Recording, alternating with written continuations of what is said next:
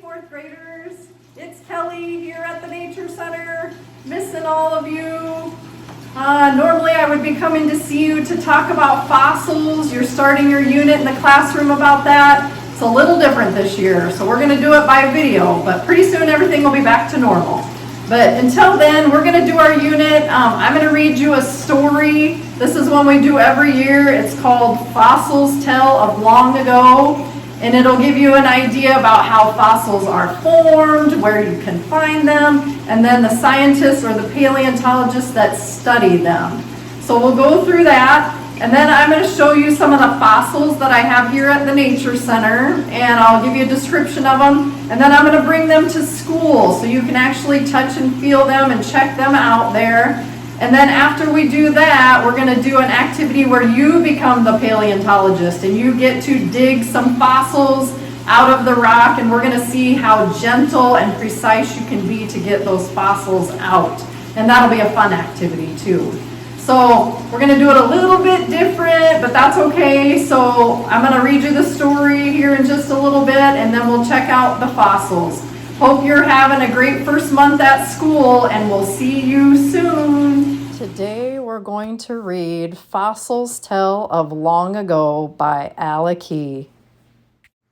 Once upon a time, a huge fish was swimming around when along came a smaller fish. The big fish was so hungry it swallowed the other fish whole. The big fish died and sank to the bottom of the sea. This happened 90 million years ago. And how do we know that it happened? We know because the fish turned to stone. The fish became a fossil.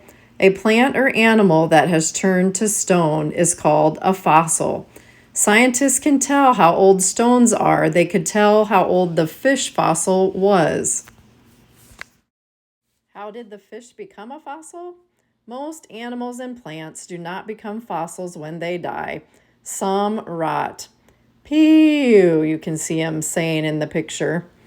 But others dry up, crumble, and blow away. No trace of them is left. This could have happened to the big fish. We would never have known it had lived. Instead, the fish became a fossil. And this is how it happened. When the big fish died, it sank to the bottom into the mud at the bottom of the sea. Slowly, the soft parts of the fish rotted away. Only its hard bones were left. The bones of the fish it had eaten were left inside it too.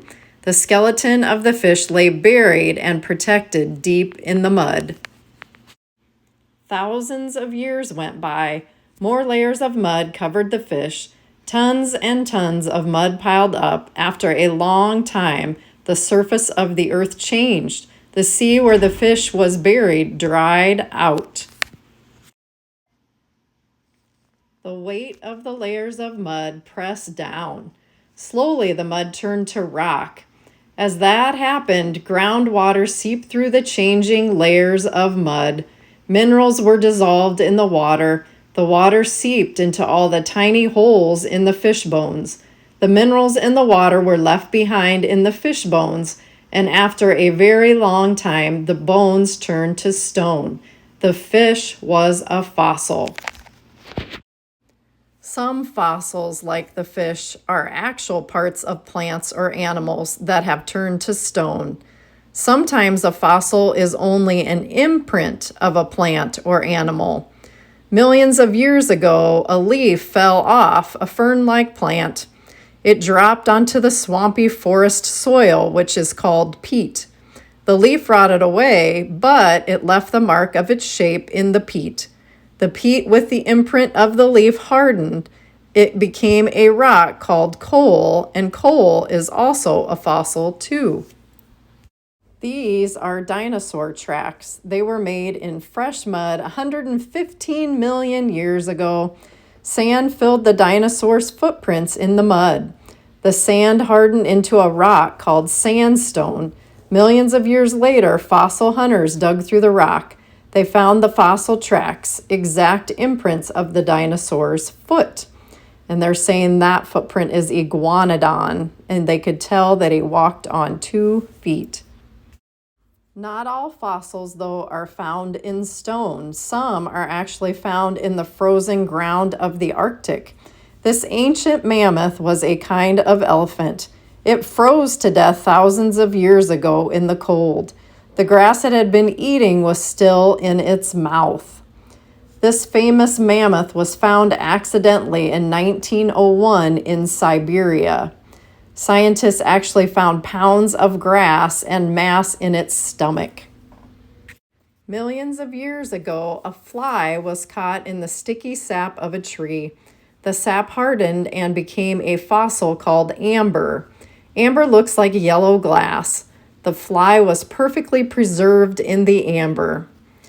Other insects have been preserved in amber too.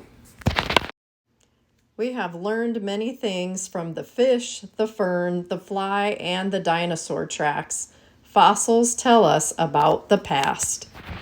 Fossils tell us there once were forests where now there are deserts. Fossils also tell us there once were seas where now there are mountains.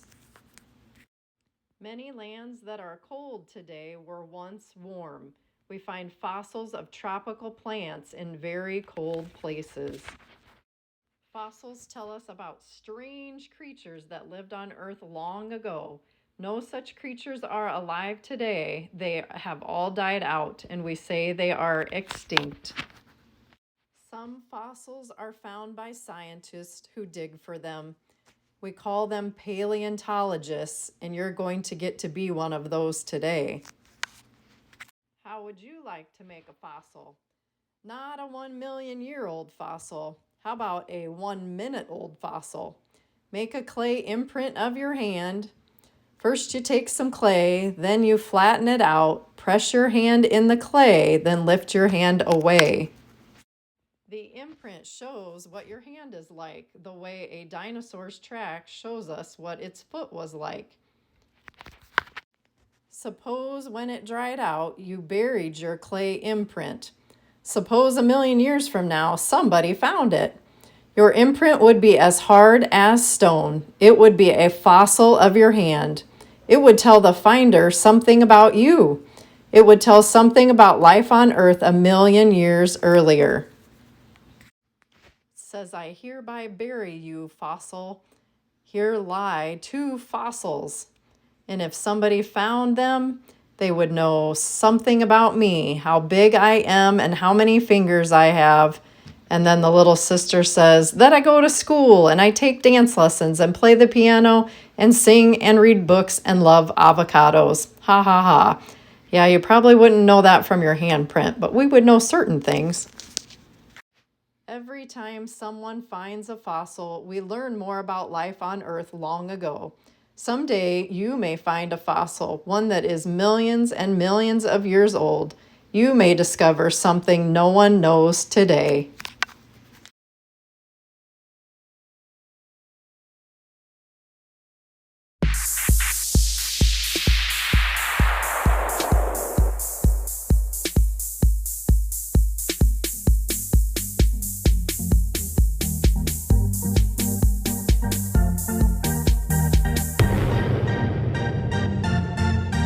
Fossil rocks.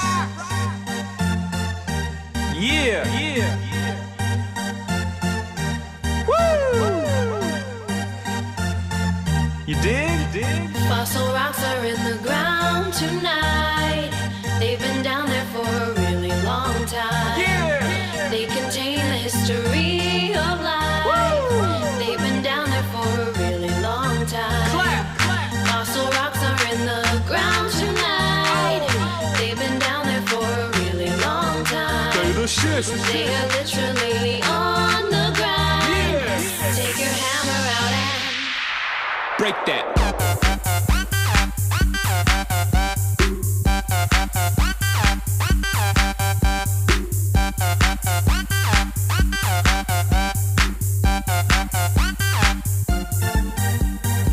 Look at the ground, partly rock, plus plants and animals stuck in the spot, huh? Each new layer stacking up, so the oldest on the bottom and the newest on top. So how old is your fossil, bro? Well, it was pretty far down, so it's pretty darn old. And I dated this one, so I got to know. It's from 3.5 billion years ago. Yo, I got that lava flow, volcano, air full of particles and smoke. There goes life as they know. Now that's a blast. Most rocks ain't moving that fast. The sediment's evidence like a present telling us of the past. Fossil rocks are in the ground tonight. They've been down there for a really long time. They contain the history of life. They've been down there for a really long time. Fossil rocks are in the ground tonight. They've been down there for a really long time. They are literally on the grind. Take your chisel out and Flake that. Every day I'm shoveling.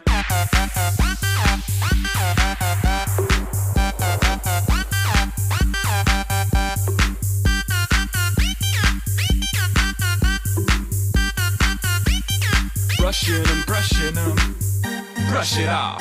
You hear the story of life as told through rock, the story of the earth as told through life. Now stop. Do the trilobite, continental plates, adrifting, mountains in the states, uplifting, tend to isolate, the speech affecting who you mate with. Believe me. slow moves, long time, push up mountains to the sky.